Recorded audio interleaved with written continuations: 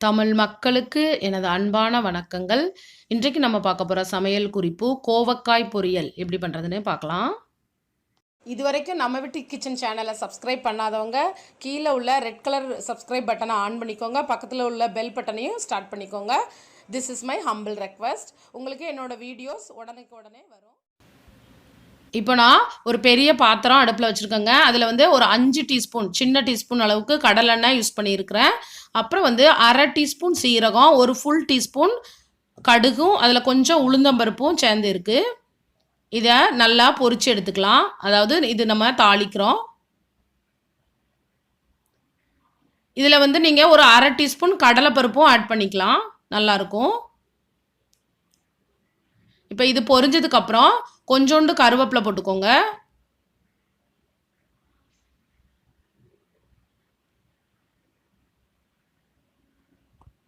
அப்புறம் பச்சை மிளகாய் ஒரு 4 நான் 3 பச்சை மிளகாவை நீல வாக்கில் கீறி போட்டிருக்கேன். அப்புறம் பூண்டு ஒரு 10 பூண்டை ஒரு சின்ன நீல வாக்கில் கட் பண்ணி போட்டிருக்கேன். அப்புறம் நான் இன்னைக்கு 1 கிலோ கோவக்காய் பண்ண போகிறேன். அப்புறம் 2 பெரிய வெங்காயத்தை இந்த மாதிரி சின்னதாக கட் பண்ணி எடுத்துக்கோங்க. நான் கொஞ்சம் பெரிய சைஸே யூஸ் பண்ணியிருக்கிறேன். ஏன்னா பொரியலுக்கு கொஞ்சம் வெங்காயம் யூஸ் பண்ணால் நல்லாயிருக்கும் டேஸ்ட்டு. இப்போது வெங்காயத்தை நல்லா வதக்கி எடுத்துக்கோங்க.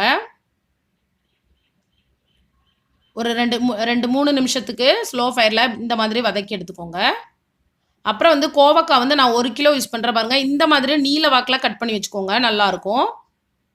நீங்கள் 1/2 கிலோ யூஸ் பண்ணிங்கன்னா அதுக்கு தகுந்த மாதிரி நீங்கள் எல்லாமே கம்மி பண்ணி போட்டுக்கலாம். இப்போ நல்லா மிக்ஸ் பண்ணி விட்டுட்டு நம்ம இதை மூடி வச்சு ஒரு ஸ்லோ ஃபயரில் 5 நிமிஷம் குக் பண்ணி எடுத்துக்கலாம். நல்லா மிக்ஸ் பண்ணி விட்டுருங்க.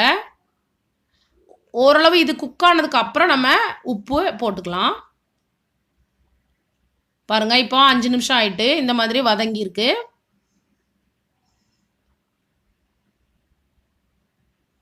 இப்போ நான் 1 டீஸ்பூன், அதாவது சின்ன டீஸ்பூனுக்கு ஒரு 3/4 டீஸ்பூன் அளவு உப்பு போட்டிருக்கேன். இந்த கோவக்காய் பொரியலில் நான் கடலை மாவும் யூஸ் பண்ண போகிறேன். அதனால் பூண்டும் நம்ம பெருங்காய பொடியும் இதில் யூஸ் பண்ணணும். பெருங்காய பொடி ஒரு 1/2 டீஸ்பூன் போட்டிருக்கேன் சின்ன டீஸ்பூனுக்கு. அப்புறம் 1/4 டீஸ்பூன் மஞ்சள் பவுடர், ஒரு full teaspoon chilli powder add பண்ணிக்கோங்க. நம்ம பச்சை மிளகாவும் போட்டிருக்கோம். இதை நல்லா மிக்ஸ் பண்ணி விட்டுருங்க. கோவக்காய் நீங்கள் ரொம்ப ஓவர் குக் பண்ணிங்கன்னா நல்லா இருக்காது. ஒரு 85% குக் பண்ணால் போதும். கொஞ்சம் கரிச்சுன்னு சத்தாக இருக்கும். அதாவது சாப்பிடும்போது நரிச்சுன்னு இருந்தால் நல்லாயிருக்கும். இப்போ கடலை மாவு நான் ஒரு 50 கிராம் கடலை மாவை போட்டிருக்கேன். கடலை மாவை அப்படி லைட்டாக தூவிக்கிட்டே நீங்கள் எப்படி மிக்ஸ் பண்ணி விடணும். நீங்கள் உங்களுக்கு இந்த கடலை மாவு யூஸ் பண்ணுறது பிடிக்கல அப்படின்னா பொரிகடலையை கிரைண்ட் பண்ணிவிட்டு பொரிகடலை மாவை யூஸ் பண்ணிக்கலாம். இப்போது இந்த கடலை மாவெல்லாம் சேர்த்ததுக்கப்புறம் நீங்கள் திரும்ப ஒரு 2 நிமிஷத்துக்கு நல்லா மூடி வச்சு குக் பண்ணிக்கலாம். இந்த கடலை மாவை போடுறதுனால இது உதிரியாக தான் இருக்கும். நீங்கள் லிக்விடாக ஒரு மாதிரி குழுக்குழுன்னு வந்துருமோன்னுலாம் பயப்பட வேண்டாம். ரொம்ப சூப்பராக இருக்கும் இந்த பொரியல். நீங்கள் தயிர் குழம்பு, மோர் குழம்பு, அப்படி இல்லைன்னா சாம்பார் கூட, ரசம் கூடலாம் ரொம்ப சூப்பராக இருக்கும். ரைஸ் கூட வச்சு சாப்பிடலாம். இப்போ நான் ஒரு 2-3 பிஞ்ச், அதாவது ஒரு 1/4 டீஸ்பூன் அளவு சீனி போட்டிருக்கேன். இது நீங்கள் சீனி போடுறதுனால ஒரு டிஃப்ரெண்ட்டான டேஸ்ட் கிடைக்கும். கண்டிப்பாக அந்த சுகர் ஆட் பண்ணி பாருங்கள், ரொம்ப சூப்பராக இருக்கும். உங்களுக்கு பிடிக்கலைன்னா நீங்கள் போட வேண்டாம். இப்போ கொஞ்சம் கொத்தமல்லி இலை தூவிட்டு லைட்டாக இந்த மாதிரி கிளறி விட்டுட்டு கேஸை ஆஃப் பண்ணிடலாம். ரொம்ப அருமையாக இருக்கும் இந்த பொரியல். இதே மாதிரி நீங்கள் சீனி அவரைக்காய் இருக்குல்ல, அதில் நீங்கள் ட்ரை பண்ணலாம், ரொம்ப நல்லாயிருக்கும். அப்புறம் கேப்சிகம் இருக்குல்ல, குடமிளகா, அதுவும் நீங்கள் இந்த மாதிரி பண்ணலாம்.